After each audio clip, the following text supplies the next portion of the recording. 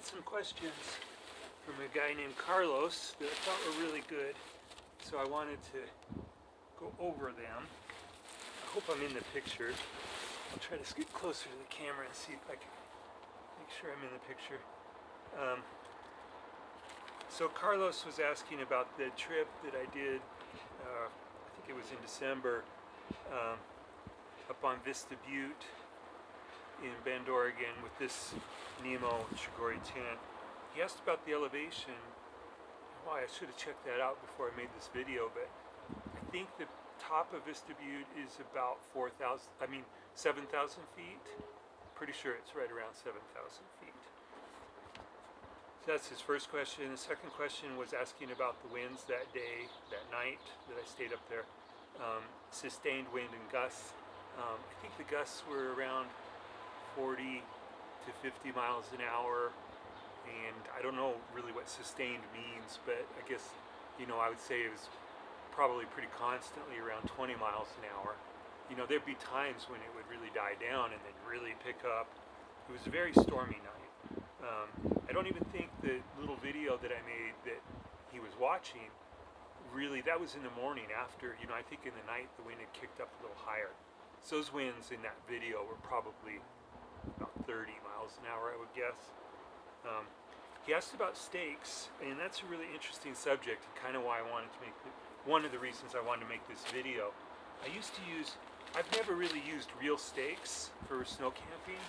I have the stakes for my Nemo tent, and I don't think I'm ever going to use them unless I dirt camp in the tent. But I used to use these, and I thought these were pretty cool because they have put a little flag on it. They're little garden stakes. They're pretty cool, but in the end, I think they're kind of long. They're very light, but lately what I've been using is this. You can see I've got this actually at this point, it's just kind of permanently attached to the tent. And what it is, it's a shim, for construction. And I think what it is about these, there's texture on these boards that really grabs the snow well. And I like it a lot. And they're not heavy. This wood is it's almost like balsa wood or something as far as its weight goes. It's not as heavy as normal wood. It's a very light wood. And really, the way I'm going right now, I only use 2 of these. In that video, the last video I made with the tent on the top of that mountain, I had these 2 stakes in one end, and then at the other end, there's these loops. And what I did was I passed my ski pole through the other end, because this one has 2 tie-outs, and the other one just comes to a single point. So but it still has 2 of these things, but they're at the same spot. In this one, they're separated. So you need 2 connections here, but at the other one, you can just do 1 connection. And I passed my ski pole through it and did a dead man, where I dug a hole and put my ski pole in the snow and buried the ski pole in the snow. And it's incredibly strong. And so I had 2 stakes and a ski pole was all that was holding that tent. And he asked I'm getting ahead of myself probably. Maybe I should stick to the script. Okay, so that was the stakes. Used to use these garden things, now I use these. Never have used real winter stakes. My feeling when I look at those at REI, those, ones that are made, they look to me like they're gonna slip in the snow because the surface is smooth, and I like the texture here. So that's what I gotta say about stakes. He asked about the flaps, this part of the tent. I don't really well, if it's snowing, I'll put the flap down on the ground and put snow on it to hold it in place, and that's what I believe you're supposed to do. You basically bury the flaps a little bit, and that'll keep spindrift from coming into your vestibule, which is nice, but I don't really keep anything in my vestibule anyways, so I'm not really concerned about the flaps. It's not a big deal to me. Because this is a 2-man tent, and I'm in there by myself, so everything's in the tent, even my boots. I just smack all the snow off before I take them in, which leads me to another thing I think is one of the most integral parts of gear, especially for winter camping, is just a little towel like this. Doesn't weigh much, but I use this to wipe up the floor because you always get snow on the floor, and you just push it all into the corner and then kind of scoop it up and throw it out. This is indispensable. Also, if you get moisture in the tent, condensation, you just wipe the tent down. This tent's a little tricky because the fly in the body of the tent are permanently attached. This tent is one piece. I can't take it apart. So to get in between the fly and the body is a little bit tricky. So the tent usually comes back wet, and I have to leave it undone for a while for it to dry out. But certainly I wipe down the inside and sometimes the outside, depending on where I am and what I'm doing and stuff. So flaps, condensation. I think he asked about venting on the tent. I'm not going to show you all the vents on this tent right now, but basically there's one at each end. One has a screen and one doesn't. So one I open actually doesn't have a screen a little bit. And then the vents at the top. So there's 1, 2, basically 4 vents in this tent. And yeah, I keep them all a little bit open, pretty much no matter what is going on, because I like to have ventilation. And I don't have much problems with moisture on this tent. It really depends on the weather, I think. What I've experienced so far, I've been out in this tent. Once I didn't have any condensation at all, and once it was really wet.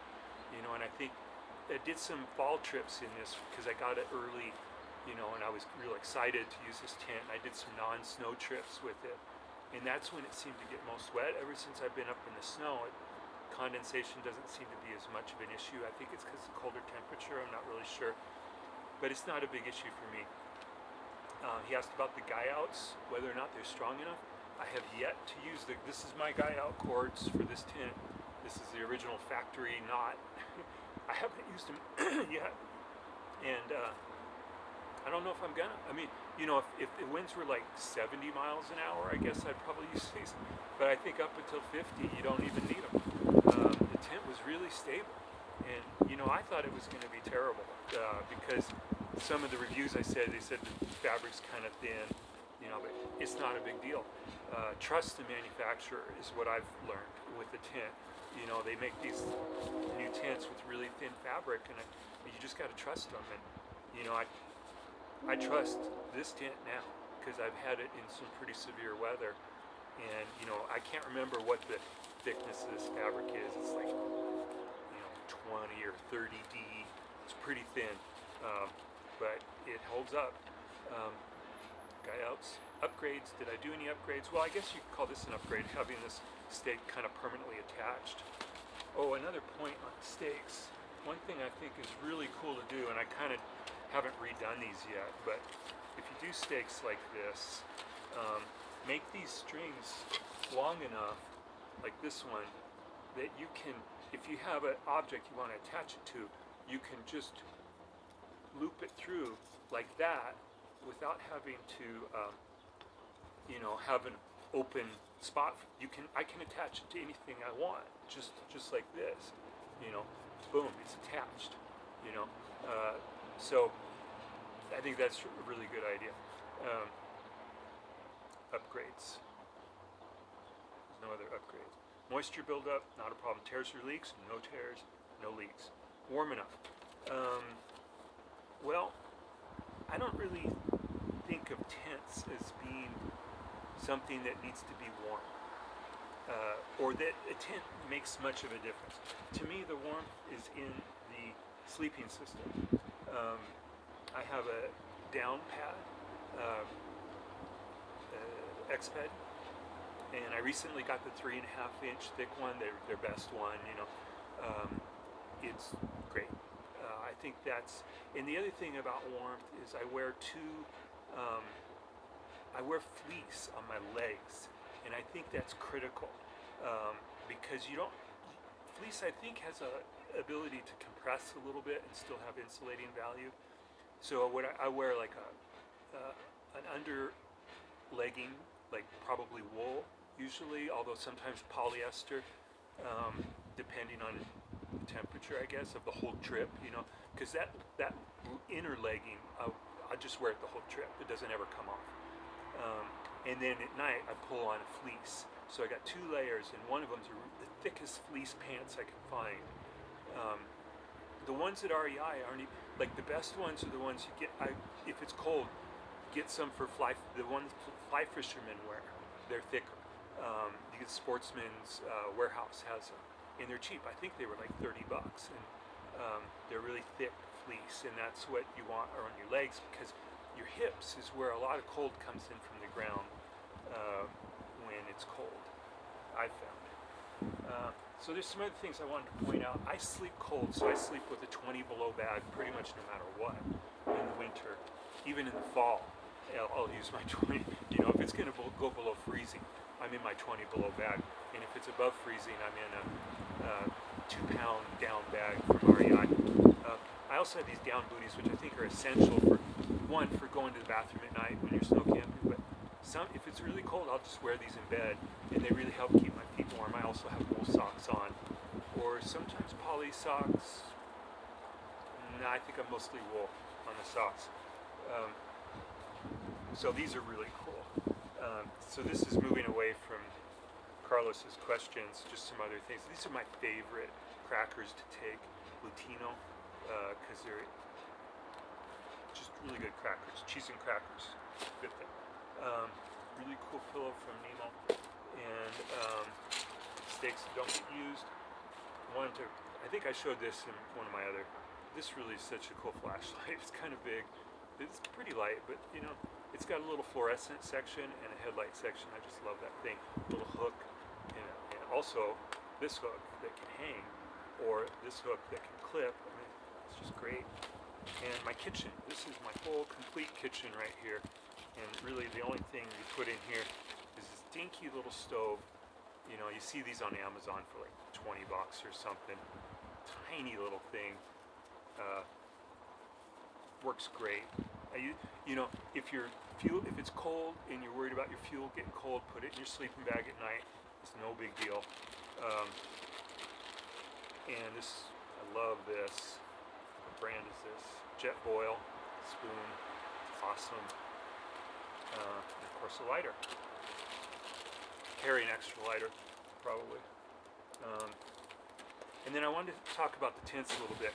This Nemo tent I really like. It's a 7-pound tent. I think it's the best all-around winter tent for me. But I just to show you that I have a little experience with other tents. This is an old Bibler. Awesome tent. The only thing I don't like about this is I don't have a vestibule for it. If I had a vestibule for this, I probably would never have bought this Nemo. This is one of the really old ones. It's green. I'm not going to take it out, but you know, it's like 3.5 pounds or something, and it's incredible. If you don't need a vestibule, it's great. Black Diamond, I think, makes these now.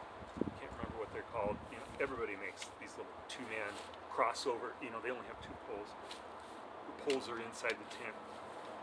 It's a great tent. And then this one was my workhorse before all this stuff. This was my first winter tent. It's gigantic. It's like 11 or 12 pounds. It's a Kelty Orb 2. But it is a tank. Boy, if you could, you know, if you're going with somebody and you want to set up a base camp, this thing's so awesome. And you know, temperature-wise, I think that's why I brought out the tents. I've slept in all 3 of these tents, and I never noticed much difference in temperature. With the Bibler, I could kind of feel the breeze coming through a little bit because it's so ventilated. I'm not even 100% sure this thing's waterproof. Certainly good enough for winter camping because you're usually above or below freezing. But kind of felt like there was a breeze coming through here, but it never bothered me at all. It just, you know, the warmth is in your clothes and in your sleeping bag and in your pad, from my perspective. Oh, and there's another thing I'm using now, which I think I showed on my last video, but I use one of those little pads. It's a closed cell pad. The one I have is only like 1/8 of an inch thick or 1/16 of an inch thick. I don't know. It's the thinnest little thing. But I lay that on my sleeping gear goes on one side of the tent, the pad goes on the other side. So if I'm crawling around, you don't feel that cold coming up from the floor. I think that's all I had for today. So thank you, Carlos, for the questions, and inspiration for this video, and that's it for now.